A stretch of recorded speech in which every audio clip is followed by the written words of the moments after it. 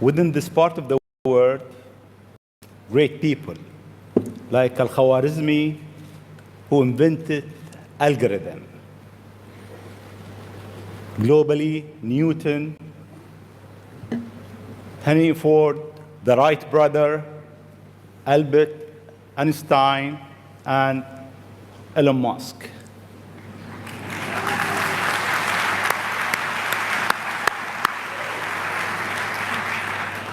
It seems you are in rush. You want to go to places that nobody been. You are reinventing a certain industry, from the rocket industry with SpaceX to the car industry with Tesla. What's your mission in life? Why you do whatever you do? Sure. Well, first of all, thank you for having me. It's an honor to be here, and we're having a really, really great time with my kids in Dubai. It's really been fantastic. I'd really encourage anyone who hasn't been to visit. What a great city. Thank you. Thank you. And in terms of the motivations, I guess the sort of kind of a long version of the explanation, but essentially, when I was a kid, I was wondering kind of what's the meaning of life? Like, why are we here? What's it all about? And I came to the conclusion that what really matters is trying to understand the right questions to ask. And the more that we can increase the scope and scale of human consciousness, the better we are able to ask these questions. And so I think that there's certain things that are necessary to ensure that the future is good. And some of those things are, in the long term, having long-term sustainable transport and sustainable energy generation. And to be a spacefaring civilization, and for humanity to be out there among the stars and be a multi-planetary species. I mean, I think being a multi-planet species and being out there among the stars is important for the long-term survival of humanity. And that's one reason, kind of like life insurance for life collectively, life as we know it. But then the part that I find personally most motivating is that it creates a sense of adventure, and it makes people excited about the future.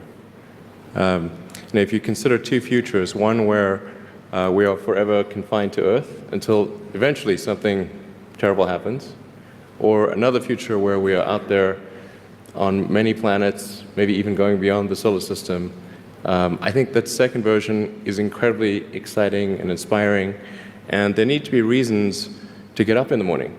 You know, life can't just be about solving problems. Otherwise, what's the point? There's got to be things that people find inspiring and make life worth living. So what is life for you? I mean, you look at our life, and I heard you before speaking. Is it a dream? Is it Is life real? a dream? Is it a million D? What is life for Elon Musk? I find as I get older, I find that question to be maybe more and more confusing or troubling or uncertain.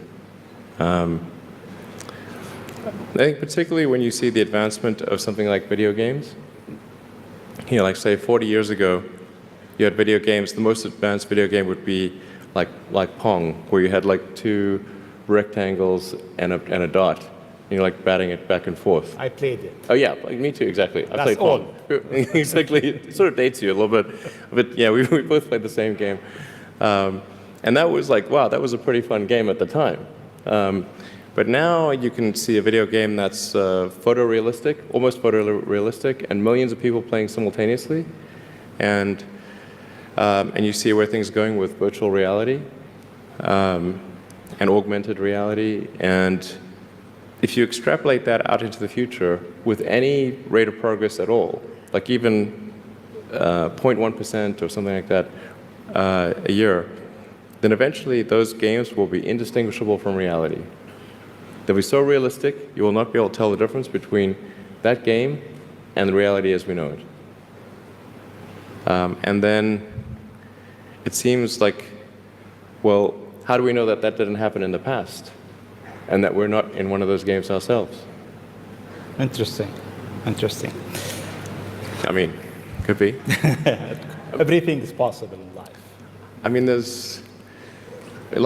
yeah, particularly like things seem to be accelerating to something. Isn't it? I mean, if we look at our life, it seems in the past 100 years, life been accelerating quite fast. Yeah. In the past 20, It's much getting faster. faster and faster. Is it more slow? So my question is really, how life will be in Earth 20, 30, 50 years from now? Our education, our transport. How do you see it? Well, I think this is one of those things that's quite difficult to predict. When you think of, say, the first controlled powered flight was 1903 with the Wright brothers. And then 66 years later, we put the first people on the moon. I mean, if you'd ask people, say in 1900, what are the odds of, man landing on the moon, they would have said that's ridiculous. And if you try to talk to them about the internet, they would not even know what the heck what are you even talking about? Like, this sounds so crazy. But today, with a $100 device, you can video conference with anyone in the world, on the other side of the world.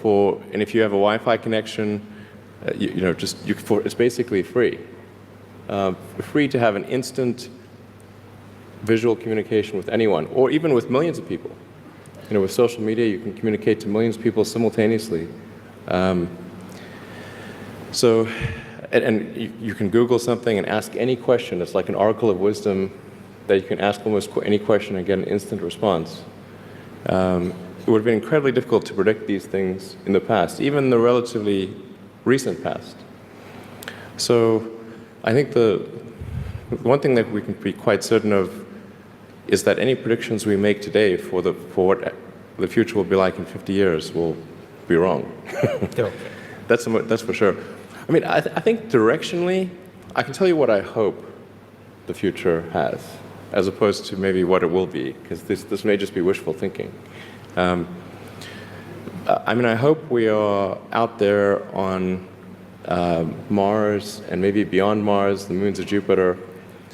I hope we're traveling frequently throughout the solar system, perhaps preparing for missions to nearby star systems. I think all of this is possible within 50 years.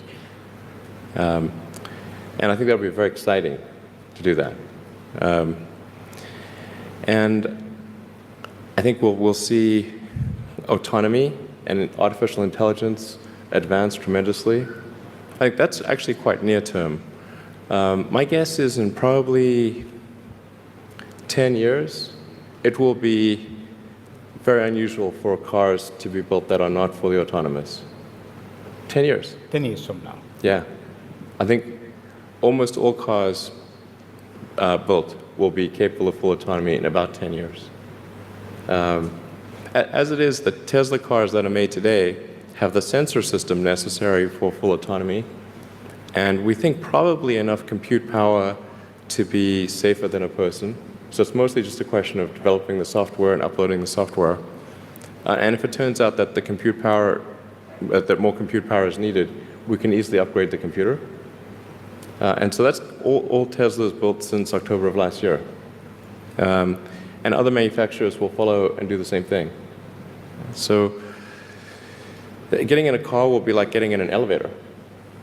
You just tell it where you want to go, and it takes you there with extreme levels of safety. And that'll be normal. It'll just be normal. Like for elevators, there used to be elevator operators. You get in, there'd be a guy moving a lever. Now you just get in, you press the button, and that's taken for granted. So autonomy will be widespread. I think one of the most troubling questions is artificial intelligence. And I don't mean narrow AI. Like vehicle autonomy, I would put in the narrow AI class. It's narrowly trying to achieve a certain function. But deep artificial intelligence, or what is sometimes called artificial general intelligence, where you could have AI that is much smarter than the smartest human on earth. This, I think, is a dangerous situation. Why it is dangerous? I mean, there is two views. One view is artificial intelligence will help humanity. There is another school of thought is artificial intelligence is a threat to humanity. Why is it? Well, I think it's both. You know, it's like